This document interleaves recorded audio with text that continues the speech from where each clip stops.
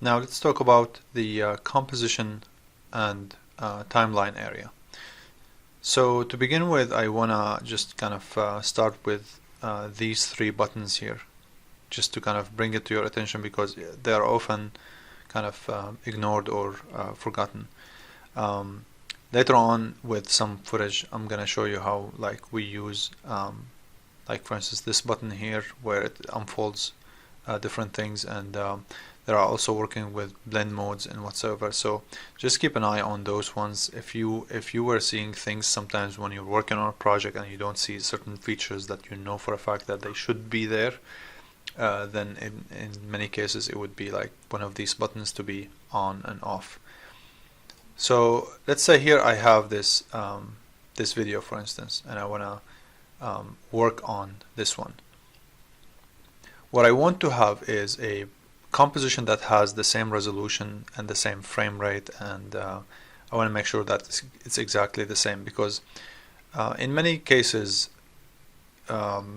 you would want to start with a new composition, and the button for creating a new composition is this one. When you open a new composition, you start by naming your project, for instance. So let's say this is Kinetic Text Project. The second thing you want to do is make sure you have the right resolution. If you're working on a team that is required to do the project based off of a specific preset, you definitely want to honor that, and you want to look into these many options. But as far as I'm concerned, for like design purposes or like you know, things that are not really tied to specific presets, all you have to do is to make sure that you got the right full HD resolution, and also you want to make sure that you have the right frame number. Now to come to the interesting part about how After Effects sees the timeline length. So let me erase this and start by typing in let's say 10. Okay, if I hit enter, now it's going to give me a timeline for that composition of only 10 frames. But if I type in, and by the way, you can see the actual reading reflected here. If I type in 00, that's going to make After Effects to ignore the frames, because that means here 0. Let me show you here. 0. So these two digits refer to the number of frames. You can also put the kind of the semicolon between them, but you don't have to. You can just type in 1000, and that would be read from by After Effects as 0 frames and 10 seconds. If I type in 00, that's gonna make, as you can see here, that's gonna make 0 frames, 0 seconds, and 10 minutes. Let me think, for instance, of course, one thing that is really super important to keep in mind is that all of that is going to be based off of the frame rate. So if I type in 28, you can see here it is 1 minute and 4 frames. Oh, sorry, 1 second and 4 frames. So what's happening here is that once it goes past 24, then it would give you 1 second and then read the number afterwards. So let's say if I had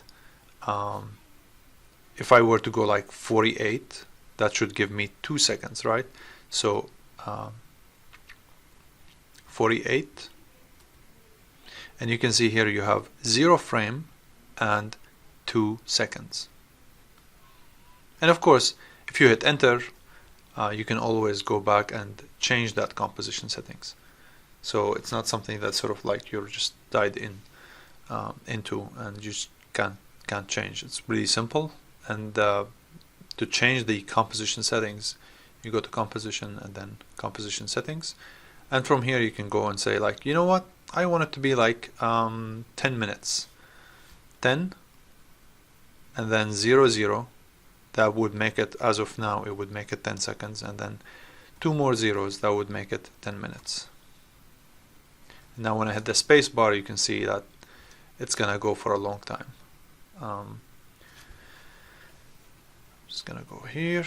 Well, I'm just gonna take this out, and you can see here adding more room. It's helpful if you don't need certain kind of attributes here. You can just hide those buttons. That's why I started with them, because often they're kind of ignored. So it's important to kind of keep in mind that certain features are hidden or kind of controlled by these buttons. So this is here my timeline. Now here are the shortcuts for zooming in and zooming out of the timeline, because it's really important. And just kind of for perspective, I'm just gonna go and add this video here. Let me actually, before I continue, let me, as I mentioned before, showing you how to work off of a specific composition. It's really important to show you the importance of using a pre-comp versus dragging and dropping into a comp. If I were to drag and drop this footage here, you can see how sort of it's kind of positioned, and if your priority is to work with this specific aspect ratio, the full HD, then you're fine, you're getting the most out of your footage. But if the priority is making sure that you get a footage that, or a composition that sort of works very strictly off of this, you can drag and drop this footage on the new composition button, and that would give you a new composition that has the same frame rate, the same resolution, and everything. Also, it's important to know that to toggle between two different compositions, you can click on these tabs. Now going back to this example here, I'm just going to use one of those videos that actually fits into the resolution. So if I hit spacebar, that's going to play the timeline, and you can see it's kind of like zoomed in.